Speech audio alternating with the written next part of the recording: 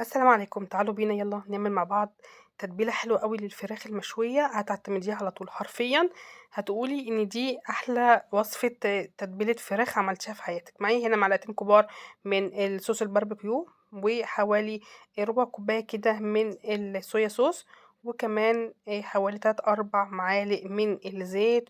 ومعايا هنا سماق، احط معلقة صغيرة من السماق. التتبيله كده لا لسه.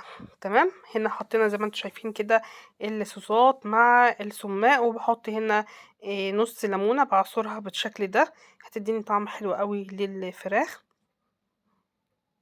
الوصفة دي حرفيا تحفة، طعمها رهيب. معايا هنا بقى معلقة كبيرة من البصل البودر، وشوية صغيرين كده من الفلفل الأسود، وفص توم كبير مفروم ناعم، ومعلقة كبيرة من البابريكا المدخنة، ومعايا معلقة مليانة صغيرة من الملح، ومعايا كمان بهارات فراخ معلقة صغيرة، ونص معلقة صغيرة من البهارات المشكلة اللي احنا كنا عملناها مع بعض في البيت، او تقدري تستغني عنها لو انتي ما بتعملهاش.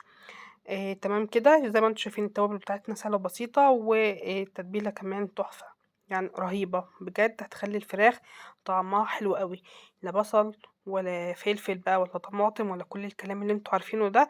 بدأت هنا اخد كل المكونات بتاعتي واقلبها كويس جدا. باجيب بقى الفرخة بتاعتي اللي أنا غسلتها كويس جدًا ونقعتها بالشكل ده، وفتحتها من الضهر وشِلت بس الرقبة منها، زي ما أنتم شايفين الجلد بتاعها زي ما هو سليم.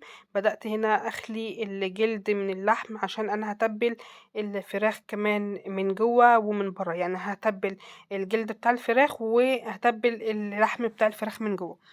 تمام كده؟ هابدأ هنا أفتح الجزء ده عشان الفرخة بتاعتي تكون مفرودة في الصينية بالشكل اللي انتم شايفينه، وهابدأ أعمل فتحات جوه الفرخة، مش هاقطّع الجلد، أنا هاقطّع اللحم كده زي ما انتم شايفين، من تحت الجلد أنا فاصلاه، وهابدأ أعمل فتحات في اللحم كده بتاع الصدر والورك، وعشان أدخّل جواه التتبيلة بتاعتي. تمام كده؟ عاوزة بقى تسيبي التتبيلة دي أو الفراخ دي من بالليل قبلها بساعة، تقدري تسيبيها، لكن أنا اشتغلت فيها على طول. بس بجد طعمها حلو أوي، وإن شاء الله هتجربوها وتعتمدوها، بجد رهيبة، طعمها تحفة. تقدري تقدميها مع مكرونة، تقدري تقدميها مع رز بسمتي، تقدري تقدميها تاكلوها بعيش مع بطاطس محمرة وسلطات، زي ما تحبي. تقدري تاكلي الوصفة مع رز بالشعرية برضه ماشي، مش هتقول لأ. تمام كده، زي ما انتم شايفين كده أنا باعمل الفتحات اللي انتم شايفينها دي من اللحم، مش بافتح الجلد عشان يبقى شكل الجلد بس يكون شكله حلو، مش أكتر يعني. باجيب هنا بادلّك كده الفرخة زي ما انتم شايفين بالتتبيلة التحفة واللي ريحتها تجنن ده. فلفل التوم مديها طعم رهيب، الصوصات مديها لون وطعم فظيع، بجد تحفة. شايفين الجمال؟